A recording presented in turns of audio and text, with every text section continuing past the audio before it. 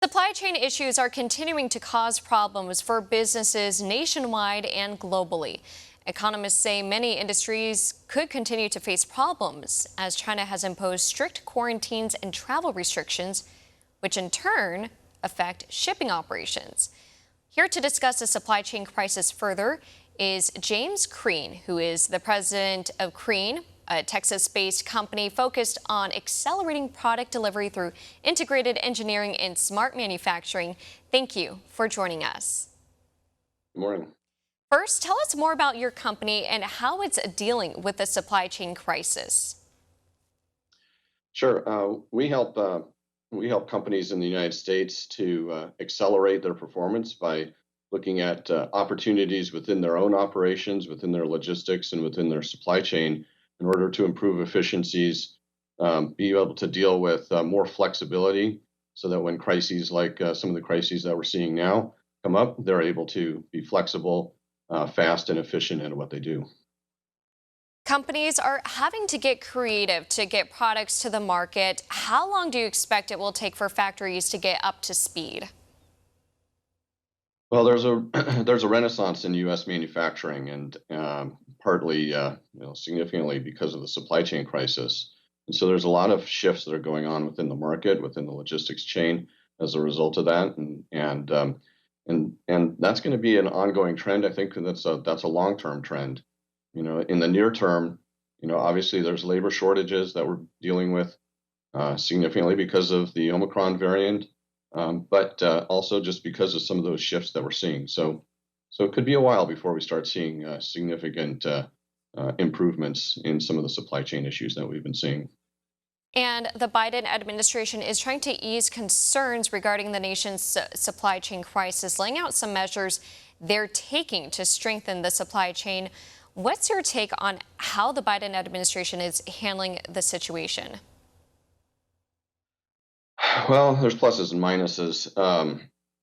They're trying to deal with some of the crises that we're seeing in the ports, and there's also ongoing issues that we've seen, even with just getting testing out for the Omicron variant that's been going around.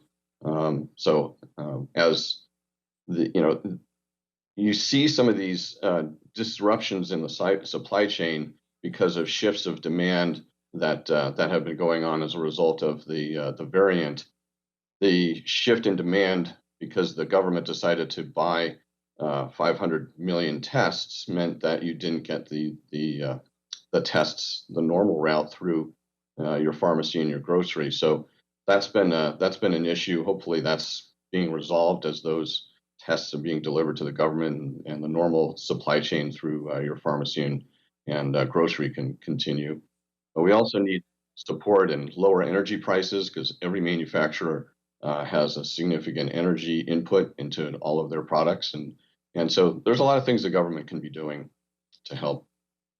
And as previously mentioned, China's zero COVID policy has greatly impacted the global supply chain, but many say this is prompting a renewed push to make products here in the U.S. Are you optimistic this effort will continue in the long term?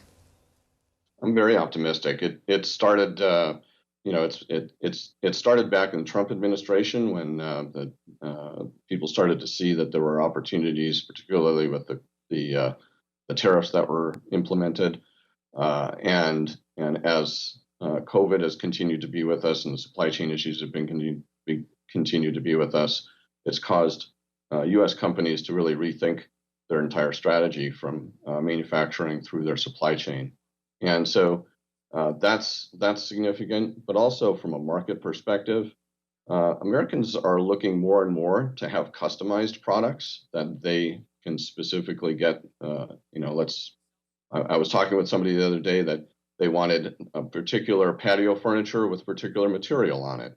Well, if you're going to customize product, it's very difficult to do that and deliver overnight if you're making that product in China.